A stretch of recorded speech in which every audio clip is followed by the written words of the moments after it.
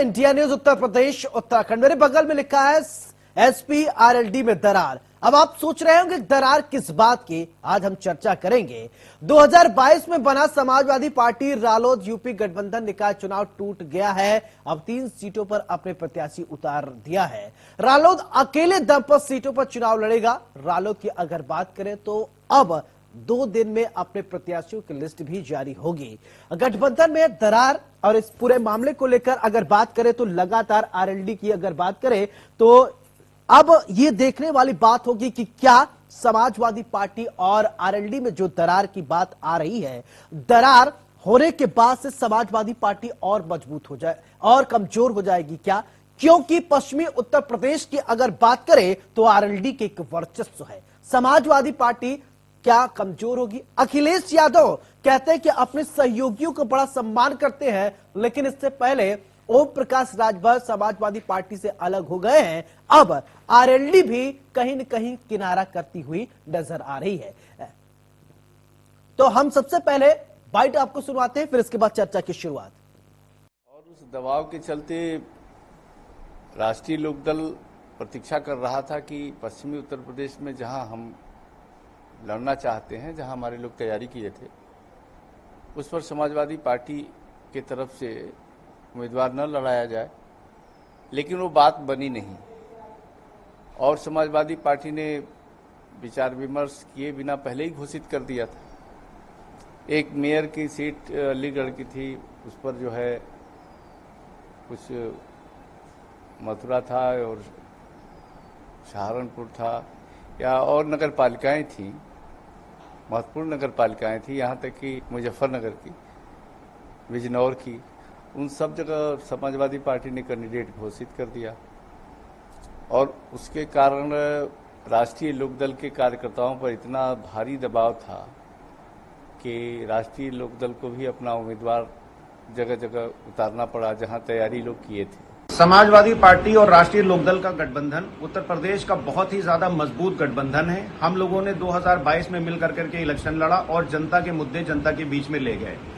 स्थानीय निकाय के चुनाव जो हो रहे हैं, इसमें चाहे नगर पालिका परिषद हो, चाहे नगर परिषद हो और चाहे नगर निगम हो, समाजवादी पार्टी और आरएलडी बहुत ही मजबूती से मिल करके अपने प्रत्याशी को उतार रही है। और भारतीय जनता पार्टी ने जो भ्रष्टाचार व्याप्त कर रखा है नगर निगम में, नगर पालिका परिषद में और नगर परिषद में, इस भ्रष्टाचार के खिलाफ आरएलडी और समाजवादी पार्टी बहुत ही मजबूती से इलेक्शन लड़ने जा रही है। अभी समाजवादी पार्टी का एक ट्वीट भी आया है जिसमें वेस्ट की कुछ सीटों को हमने अपने गठबंधन, हमारा जो आरएलडी से गठबंधन है, हमने उनको लड़ने के लिए दिया हुआ है। तो इसमें कोई कंफ्यूजन नहीं है, कोई प्रॉब्लम नहीं है। समाजवादी पार्टी और आरएलडी का गठबंधन बहुत ही मजबूत है और ये बहुत ही मजबूती से उत्तर प्रदेश में स्थानीय निकाय का चुनाव लड़ने जा रहा है और बहुत ही ज्यादा सीटें ये गठबंधन जीतेगा। बात से ही जो बड़ी हार समाजवादी पार्टी को मिली है, उसके बाद उनके साथी राजनीतिक दल उनका साथ छोड़ते जा रहे हैं। पहले केशव देव मौर्य, उसके बाद ओम प्रकाश राजभर और अब लोकदल का भी उनका साथ छोड़ना यह बताता है कि समाजवादी पार्टी के मित्रों का साथ छूट रहा है और समाजवादी पार्टी हर दिन और कमजोर होती जा रही है। मुझे लगता है कि विधानसभा चुनाव से भी बड़ी हार इस बार लोकल बॉडीज के इलेक्शन में समाजवादी पार्टी को मिलने वाली है। पहले दिन तो ऐसे में सवाल यही उठता है कि क्या समाजवादी पार्टी और आरएलडी में दरार जो है वो बरकरार रहेगा 2024 से पहले? इसी मुद्दे पर आज बड़ी बहस में चर्चा करेंगे कि आखिरकार समाजवादी पार्टी और आरएलडी में दरार बरकरार रहेगा। क्यों अचानक टिकटों को लेकर ऐसा मनभेद और मतभेद हो गया है? हमारे साथ मेहमान जुड़ गए। सबसे पहले परिचय करवाते, फिर इसके बाद चर्चा की शुरुआत करते हैं। दीपक बघेल, प्रवक्ता भाजपा, बहुत बहुत स्वागत। अभिषेक वाजपेयी, प्रवक्ता समाजवादी पार्टी, बहुत बहुत स्वागत। रोहित अग्रवाल, प्रवक्ता आरएलडी, आपका भी बहुत बहुत स्वागत। नवल कांत सिन्हा, वरिष्ठ पत्रकार, आप हैं हमारे साथ, बहुत बहुत स्वागत। तो सबसे पहले रोहित अग्रवाल, चर्चा की शुरुआत मैं आपसे ही करना चाहूंगा कि अखिलेश यादव का क्या साथ पसंद नहीं है क्या? भाई, आपकी ट्रेन बहुत लेट चल रही है जी। समस्या ये है, जब समस्या थी तब आपने बात नहीं की, तब आपने डिबेट नहीं किया। अब तो समस्या निपट गई, उस समय डिबेट करने का कोई मतलब नहीं है। देखिए, मन मुटाव होता है कहीं ना कहीं। अगर गलतफहमियां थी, वो गलतफहमियां दूर कर ली गई। गलतफहमियां थी कहीं ना आप कहीं, कह रहे हैं मेरी ट्रेन देर से चल रही है? आप कह रहे हैं मेरी मैं- ट्रेन देर हाँ, से चल रही है, आप क्योंकि- अपने क्योंकि- हाँ। साथियों को लेकर चलिए ना, मेरी ट्रेन को छोड़ दीजिए, आप अच्छे से काम कीजिए, मेरी ट्रेन से नहीं आपसे नहीं क्या मतलब? हमारे, हाँ नहीं, क्योंकि कारण क्या, जब जिस समय आप डिबेट कर रहे हैं उस समय तक जो समस्याएं थी वो समस्याएं खत्म हो चुकी हैं। जो भी मनमुटाव था समाजवादी पार्टी और राष्ट्रीय लोकदल में वो दूर हो चुका है पूरी तरीके से। जो भी कंफ्यूजन था, जिन सीटों के ऊपर हम मांग कर रहे थे कि हमारा क्षेत्र है और यहाँ पे हम चुनाव लड़ाएंगे अपने कैंडिडेट्स को, जी वहां पे समाजवादी पार्टी ने अगर कैंडिडेट घोषित कर दिए थे तो वो वापस ले चुका है। मुझे लगता है इस बात को भी करीब 2 घंटा हो गया, समाजवादी पार्टी के ऑफिशियल ट्विटर हैंडल से एक ट्वीट आ चुका है जिसमें उन्होंने अपनी उन गलतियों को सुधार कर लिया है। तो हमें गठबंधन धर्म निभाना आता है, हमें पता है कि अगर हम संवाद करेंगे और जब हमारे नेताओं के बीच एक अच्छी अंडरस्टैंडिंग है, हमारे दोनों नेताओं के बीच एक अच्छी अंडरस्टैंडिंग है, दोनों पढ़े लिखे नेता हैं, और अगर कोई भी कंफ्यूजन कार्यकर्ताओं के बीच में होता है या जमीनी स्तर पे होता है तो उसको सुलझाना हमें आता है। क्योंकि देखिए, जब आप संबंध लेके चलते हैं, देखिए 2 अलग अलग दल हैं और इनका मेल लेके चलना है, जब आपको गठबंधन करके चलना है तो उसमें दोनों के कार्यकर्ताओं की भावनाओं का सम्मान करना पड़ता है। हमारे कार्यकर्ताओं की भावनाओं को ठेस पहुंची थी। समाजवादी पार्टी द्वारा कुछ ऐसी सीटों के ऊपर घोषणा कर दी गई थी जो कि राष्ट्रीय लोकदल की पुरानी सीटें हैं और जहां पे राष्ट्रीय लोकदल का कैंडिडेट बहुत मजबूती से चुनाव लड़ेगा। देखिए, नगर निकाय के चुनाव सिंबल से थोड़ा ऊपर होते हैं, क्योंकि नगर निकाय के चुनाव में कैंडिडेट बहुत मैटर करता है। जिसने जमीनी स्तर पे काम किया हुआ है वो जीतने के लिए ज्यादा सक्षम होता है। तो ऐसी स्थिति में राष्ट्रीय लोकदल और समाजवादी पार्टी ने एक समिति बनाई थी जिसके अंदर एक कोऑर्डिनेशन हो रहा था कि कहां पे आपका सिंबल चुनाव लड़ेगा, कहां पे हमारा सिंबल चुनाव लड़ेगा। पर वो कहीं ना कहीं वो हमारे कार्यकर्ताओं को उससे कुछ शायद ठेस पहुंची थी, जिसके लिए उन्होंने एक अपनी आवाज को, अपनी अपनी बात थी वो उन्होंने रखी और वो समाजवादी पार्टी ने सहृदय उसको स्वीकार किया और उनसे जो गलती हुई थी उसको उन्होंने सुधार लिया। तो समाजवादी चलिए ठीक है, आपकी बात है, अभिषेक जी आपके पास आऊंगा। ठीक है अभिषेक जी, आपके पास जिस तरीके से कहा जा रहा है कि समाजवादी पार्टी और आरएलडी में अभी जो है सब कुछ ठीक नहीं चल रहा है, ऑल इज वेल नहीं चल रहा है, ये आरोप लगाए जा रहे हैं। आरएलडी ने कई सारे अपने प्रत्याशी उतार दिए हैं, किस तरीके से आप देखते हैं? देखिए अतुल भाई, मैं हमारे भाई रोहित जी से मैं बिल्कुल सहमत हूँ। और सबसे बड़ी चीज है कि अभी आपने एक बात कही कि सब लोग कहते हैं, वो सब लोग का सोर्स कौन है ये तो आप समझ सकते हैं, हमें तो इससे कोई मतलब नहीं है।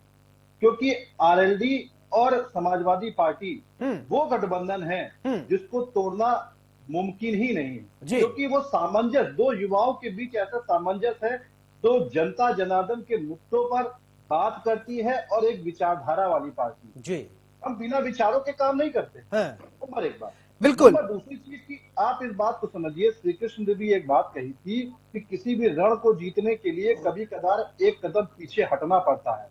तो हम समाजवादी पार्टी और राष्ट्रीय लोकदल की पार्टी ने एक कदम पीछे हट करके अपना दिल बड़ा करते हुए कार्यकर्ताओं के लिए, ठीक है, कोई भी पार्टी है, इसी दिल बड़ा करने से एक मेरा सवाल ये कि अखिलेश यादव कहते हैं कि हम समान भाव से चलते हैं, हमारे कार्यकर्ता हमारे जितने सहयोगी हैं बहुत अच्छा उनसे हमारा संबंध है, और ओम प्रकाश राजभर जो है वो पार्टी छोड़कर चले जाते हैं, क्या कहेंगे? देखिए जी, जब बात विचारों की आती है, ओम प्रकाश राजभर जी देखिए, भारतीय जनता पार्टी के मित्र यहाँ पे बैठे हुए हैं, उन्हीं की पार्टी के लोग कहते हैं ओम प्रकाश राजभर जी के लिए, जिसके आज गले लग रहे हैं, कि ओम प्रकाश राजभर जी तो बिन पेंदी के लोटे हैं, वो कभी इधर जाते हैं कभी उधर जाते हैं। हम लोग तो सशक्त लोग हैं, राष्ट्रीय लोकदल पार्टी और समाजवादी पार्टी एक सशक्त है, बिल्कुल अपनी चीजों पे अडिग है, अपनी विचारधारा को लेकर के अडिग है, जनता जनार्दन के लिए जो रिस्पॉन्सिबिलिटीज हैं हम उनके लिए अडिग हैं। और ओम प्रकाश राजभर जी को तो आपने देखा ही है, कभी वो सत्ता की मलाई चाटना चाहते हैं, कभी वो बहन जी के साथ जाना चाहते हैं, कभी समाजवादी पार्टी और राष्ट्रीय लोकदल के साथ आना चाहते हैं, कभी किसी के साथ। तो उनका कोई एक स्टैंड नहीं है, हमारा एक स्टैंड है हम लोगों का, और उसी स्टैंड के साथ आगे चलते हैं। चलिए ठीक है। नवलकांत सिन्हा जी, इस पूरे डिबेट की जो हमने आज थीम रखी है, और थीम यही है कि एसपी आरएलडी में रार, क्या वास्तव में रार है? आप कैसे देखते हैं, क्या है आपका मंतव्य? देखिए, पहले तो मैं जो आरएलडी के प्रवक्ता बैठे हैं रोहित रंगवाल जी, उनको बधाई देना चाहूंगा, क्योंकि उनके ट्वीट से ही हंगामा हुआ था और उन्होंने बड़ा ही अलग ढंग से समाजवादी पार्टी के लिए लिखा था कि बहुत हो गया, मतलब जो अत्याचार है, यानी कि जो सीटें समाजवादी पार्टी ने घोषित की हैं, तो वही नाराजगी थी। उसके बाद दोनों दलों के नेताओं की बातचीत हुई और समाजवादी पार्टी ने अपने ऑफिशियल ट्विटर हैंडल से ट्वीट भी कर दिया है कि जी। बागपत और बड़ौत से वो अपने कैंडिडेट जो है नहीं लड़ाएंगे। तो जाहिर सी बात है दोनों दलों में समझौता हो गया। लेकिन मुझे अच्छा लगा कि आपने ये विवाद शांत होने के बावजूद इस मुद्दे को उठाया है, क्योंकि ये देखना होगा कि जो दल होते हैं, खासतौर से जो बड़े दल होते हैं, रसूख वाले दल होते हैं, वो छोटे दलों को बहुत स्पेस देना नहीं चाहते हैं। और जाहिर सी बात है कि ये लड़ाई खुद को खड़ा करने के लिए होती है। और अखिलेश यादव की विपक्ष के तौर पर देखें तो सबसे बड़ी ताकत इस समय आरएलडी है, जो आरएलडी उनके साथ साथ निभा रही है। और आरएलडी जाती तो समाजवादी पार्टी को काफी नुकसान होता। तो जाहिर सी बात है समाजवादी पार्टी को भी लगा कि ये वक्त नहीं है कि केवल अपनी ही सुनी जाए, जो हमारे संग जिनका गठबंधन है उनकी भी सुननी होगी। तो मुझको लगता है कि फिलहाल ये विवाद शांत हुआ है। लेकिन ये बागपत बड़ौत नहीं, और भी बहुत सारे जिले हैं जहां पे आरएलडी के योग्य प्रत्याशी हैं, लड़ना चाहते हैं, और समाजवादी पार्टी के भी मजबूत प्रत्याशी हैं। तो एक एक सीट पे अगर दो दो लोग हैं तो अभी लड़ाई काफी बाकी है। पूरी तरह से शांति आपकी बात लगता है कि अभी काफी कई दिन बातचीत चलेगी तब शांत हो। ठीक है दीपक बघेल जी, देखिए आरएलडी और समाजवादी पार्टी एक साथ है, गठबंधन में थोड़ा रार आया था लेकिन अब समाधान हो गया है। आप कैसे बीजेपी को पाते, क्योंकि एक तरफ कई सारी पार्टियां हैं और एक तरफ बीजेपी अकेले इस समय लड़ रही है। देखिए अतुल जी, अभी कितनी हास्यास्पद बात बताई रोहित अग्रवाल जी ने कि आपकी गाड़ी थोड़ा लेट चल रही है, परंतु वो ये नहीं बताएंगे कि उनके जो गाड़ी के जो इंजन है वो आपस में टकरार इस बात पे कर रहे हैं कि कौन आगे लीड करेगा किस स्थान पर। तो ये इनकी दीपक जी अपने इंजनों की चिंता कर लो। वो निषाद जी ने गोरखपुर में सीटें कुछ उतार दी हैं, तो जरा अपने इंजनों की चिंता कर लो। जी नहीं दीपक जी अपने इंजन की चिंता करो, दूसरे के इंजन कहीं देखते देखते ऐसा ना हो कि अपने घर में आग लग जाए। तीन इंजन सही तरीफ जा रहे हैं, हमारे तो तीन इंजन विकास के रूप में लेकर जा रहे हैं। गोरखपुर देख लेना, निषाद जी ने कुछ सीटों पे अपने कैंडिडेट उतार दिए हैं। हम तो खुद निषाद जी ने कुछ कैंडिडेट उतार दिए, देख लीजिएगा कहीं ऐसा ना हो दूसरे इंजन देखते देखते अपना इंजन डिरेल हो जाए। गठबंधन निभाए आपकी तरह नहीं कि लगातार गठबंधन में नहीं वो तो ओम प्रकाश राजभर जी उसका जीता जाता एग्जाम्पल है। ओम प्रकाश ठीक है ठीक है, उसका जीता जाता एग्जाम्पल है कि आपने कितना अच्छा गठबंधन निभाया है। तो और इसके अलावा फिर अगर हम उत्तर प्रदेश के बाहर जाएंगे, एक एक करके बोलिए। रोहित जी सुनिए, पहले रोहित जी पहले सुन लीजिए, मैं आपके पास आऊंगा, पूरा मौका दूंगा आपको बोलने के लिए। 17 के अंदर कांग्रेस के साथ गठबंधन किया, वो बाहर निकल गए। उसके बाद में 2019 के अंदर बसपा के साथ गठबंधन किया, वो बाहर निकल गए। 22 में ओपी राजभर के साथ में किया, वो बाहर निकल गए। तो इनका तो गठबंधन धर्म ही ऐसा है कि जो इनके साथ में आता है चुनाव तक आता है, क्योंकि इनके पास कोई एकल नीति नहीं, कोई एकल कार्यक्रम नहीं, केवल सत्ता पाने के लिए एक लालच से दोनों पार्टियां हैं कि किसी प्रकार से। अभिषेक जी मैं आपके पास आ रहा हूं, पहले सुन लीजिए, दीपक जी को सुनिए फिर आपके पास आता हूं। गौर नजर आता है, पूरा प्रदेश का विकास का इनका कोई एजेंडा नहीं है। और जब जब इनको सत्ता मिली, जब इन्होंने विकास करके भी नहीं दिखाया। देखिए 17 से पहले लगातार सत्ता समाजवादी पार्टी की थी। समाजवादी पार्टी के पास मौका था प्रदेश के अंदर विकास के कार्य करने का, जो नहीं कर पाए। और आज भारतीय जनता पार्टी को जनता ने आशीर्वाद दिया, वो अपने 3 इंजनों के साथ आज प्रदेश को विकास के लिए सुनिश्चित कर रही है। चलिए ठीक है, अभिषेक जी क्या कह रहे थे आप, बोलिए। देखिए अभी दीपक भाई बोल रहे थे हाथरस, मुझे तो नहीं लग रहा कोई हंस रहा था सिर्फ इनको छोड़ करके। और अभी ये बात बता रहे थे कि विकास की बड़ी गाथा गा रहे हैं। अरे साथ साथ मुझे लग रहा है कि आप वही लोग हैं ना जो बस्ती में 300 सड़कें आप कागजों पे बनवाए थे। आदरणीय अखिलेश यादव जी ने एम्बुलेंस सेवा पेट्रोल तक चोरी करने पे आ गए, सुन लीजिए, और पेट्रोल तक चोरी करने पे आ गए। इसीलिए कह रहा हूँ अरे अभी तो मिर्ची लगी है महाराज, आपस में बात कर, अभी तो मिर्ची लगी है, सुन तो लीजिए। आपको लगी हुई है, नगर निकाय मिर्ची लगी है, उससे पहले 12 में भी आपने अपने प्रधानमंत्री आप बताइए प्रधानमंत्री जी को लेकर के बुंदेलखंड एक्सप्रेस। ठीक है ठीक है, एक एक करके बोलिए प्लीज। ठीक है दीपक जी सुनिए पहले, ठीक है आपको मौका दूंगा बोलने का, ठीक है। आपके पास कैंडिडेट अगर आपका काम किया होता तो लखनऊ, जो उत्तर प्रदेश की राजधानी लखनऊ है, वहां से आपने अपने मेयर प्रत्याशी को हटवा दिया था, क्यों? उसका टिकट काट दिया, क्यों? क्योंकि आपको यकीन है कि उसने काम ही नहीं किया। इसका मतलब ये साफ दर्शाता है कि ये सब वजह है जहाँ पे आप लोग खुद ही अपने आप में हतोत्साहित है किसी वजह से आप लोगों के पास जनता जनार्दन के मुद्दों पर काम करने के लिए या जवाब देने के लिए आपके पास भी कोई जवाब ही नहीं है। परेशानी आपकी दीपक भाई यही है, क्योंकि जब जनता के मुद्दे पर जब बात करते हैं ठीक है, मुद्दे आप बता दीजिए इस बार क्या मुद्दे आप लेकर उतर रहे हैं। चलिए आप बताइए, मुद्दे बता दीजिए जी। अभिषेक जी, आप मुद्दे बताइए इस बार क्या जनता के बीच में आप लेकर जा रहे हैं जिससे जनता विश्वास करे आपको। जनता जनार्दन के बीच में हम हर एक मुद्दे को लेकर के जा रहे हैं, चाहे सीएससी पीएससी सेंटर का मामला हो, चाहे सड़क नाली का मामला हो, अमृत योजना के तहत जो सीवर लाइन खोदी गई उसके अनुसार क्या काम हुआ, और पूरे लखनऊ की अवस्था आप देख सकते हैं, उस पर भी मुद्दे पे जा रहे हैं। चाहे हम स्टेट से लेकर के नेशनल मुद्दे तक हर एक मुद्दे को लेकर के चलेंगे, क्योंकि यही 2024 में भी इनका असर आपको देखने को। ठीक है रोहित जी, जो अभिषेक जी ने मुद्दे बताए सब आपके भी वही मुद्दे रहेंगे या कुछ इनसे इतर रहेंगे? देखिए, जब हम गठबंधन में होते हैं तो एक कॉमन मिनिमम प्रोग्राम बनता है और कहीं ना कहीं मुद्दे लगभग सेम होते हैं। देखिए, राष्ट्रीय लोकदल और समाजवादी पार्टी ने ये डिसाइड किया है, क्योंकि हम नगर निकाय चुनाव के अंदर जा रहे हैं और नगर निकाय चुनाव में सीधे जनता इफेक्टेड होती है, क्योंकि जनता से जुड़े हुए मुद्दे होते हैं, जो बेसिक मुद्दे होते हैं, बहुत छोटे छोटे मुद्दे होते हैं। जैसे आपके घर जब आप सुबह सो के उठे तो कूड़ा ना मिले, आपके घर के बाहर की नाली साफ हो, आपका सीवेज प्रॉपर काम कर रहा हो, आपको एक साफ पानी की व्यवस्था हो सके, आपके घर के पास का जो पार्क हो वो मेंटेन हो, है ना। तो ये जो बेसिक मुद्दे हैं, आपका हाउस टैक्स जो हो वो कम से कम आपसे लिया जाए और ज्यादा से ज्यादा आपको सुविधाएं प्रोवाइड की जाए। तो नगर निगम और नगर निकाय का जो काम होता है वो सीधे जनता की आम मर्रा की जो जिंदगी है, जो डेली के उसकी जो संघर्ष है उससे जुड़ी हुई होती है। कि अगर कुछ गली की मोहल्ले की रोडें हैं जो नगर निगम के अंदर आती हैं, उनमें गड्ढे बहुत ज्यादा होते हैं नॉर्मल कोर्स में, उन रोडों की मरम्मत हो सके।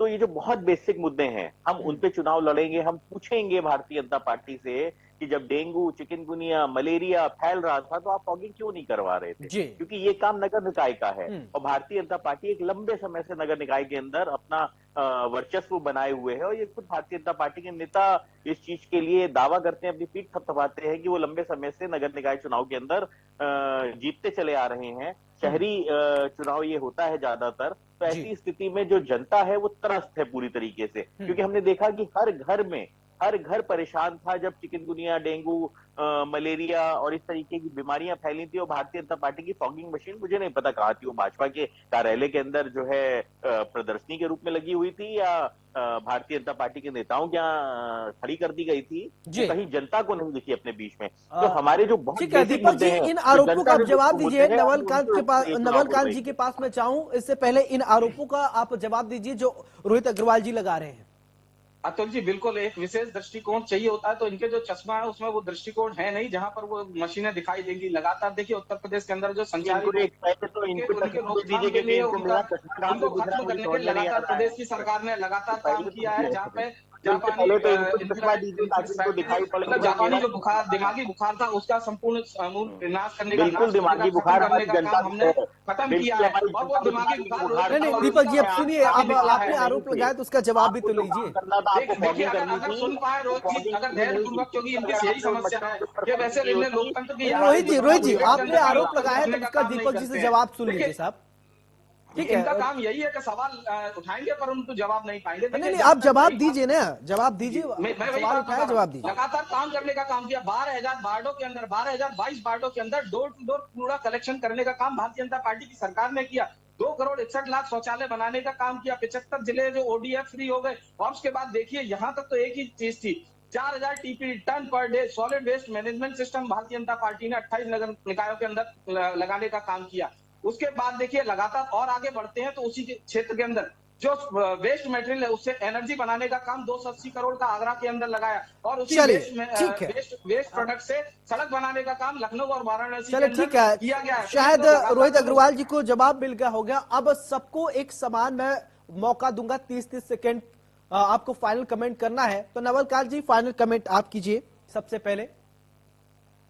देखिए, निश्चित रूप से पिछली सरकार में जो नगर निगम में जो स्थानीय निकाय ज्यादातर बीजेपी के हाथ में थे, कुछ काम हुए हैं, लेकिन सड़कों के लेवल पे, सड़कों को गड्ढा मुक्त करने पे उसमें बहुत काम होना है। जिस तरह से प्राइवेटाइजेशन, चाहे लखनऊ में कूड़ा उठने का आप ले लीजिए, उसमें सबसे बड़ी समस्या ये आती है कि जब शिकायत की जाती है तो सरकारी कर्मचारी कहते हैं कि नहीं ये तो प्राइवेट हो गया, प्राइवेट में शिकायत करने का हिसाब किताब वो सरकारी में है, तो बड़ी असुविधा होती है। मुझको लगता है कि इस पे काम करने की जरूरत है और विपक्ष के पास भी एक मौका है, अगर इसको भुना पाएगी तो हो सकता है कि उनकी सीट। चलिए Abhishek ji final comment please. देखिए, सबसे बड़ी बात यह कि मैं बिल्कुल नवल भाई की बात से बिल्कुल सहमत हूं, क्योंकि अगर आप लखनऊ क्या कहीं पे भी उत्तर प्रदेश में आप देख लेंगे, जो कूड़ा प्रबंधन की जो फैसिलिटी है बिल्कुल बस से बदतर हो चुकी है जब से भारतीय जनता पार्टी ने इसको देखना चालू किया, प्राइवेट सेक्टर के हाथों में दिया है। और सबसे बड़ी चीज की आप देखिए, नगर निगम में जितनी भी सेक्टर्स आते हैं तो उसमें काम क्या किया गया, चोरी चमारी का काम किया गया, क्योंकि जो क्वालिटी सड़कों की देने के काम किया गया वो 2 दिन में ही टूट जा रहे, जिससे भ्रष्टाचार हो रहा है। और अगर आप प्रबंधन के तौर पे जो सीएससी पीएससी ठीक है, ओके, आपकी बात आ गई। रोहित अग्रवाल जी फाइनल कमेंट प्लीज। का काम है वो भी बदतर हो चुका है। ठीक है अभिषेक जी आपकी बात आ गई। रोहित जी फाइनल कमेंट। देखिए आपका, हाँ, मैं फाइनल कमेंट में जो आपका टॉपिक था मैं उसी के ऊपर बात करूंगा। देखिए, राष्ट्रीय लोकदल और समाजवादी पार्टी का जो गठबंधन है वो चौधरी चरण सिंह जी द्वारा जो वट वृक्ष लगाया गया था, ये दोनों दल उसकी शाखाएं हैं। हमारे दोनों नेता पढ़े लिखे नेता हैं और हमारे दोनों नेता के बीच में एक अच्छी दोस्ती, एक अच्छी अंडरस्टैंडिंग है। जहां भी अगर कोई गलतफहमी होगी तो हम बैठ के उसको सुलझा लेंगे। भारतीय जनता पार्टी उसमें रोटियां सेकने का काम ना करे। ठीक है दीपक जी फाइनल कमेंट बहुत कम शब्दों में।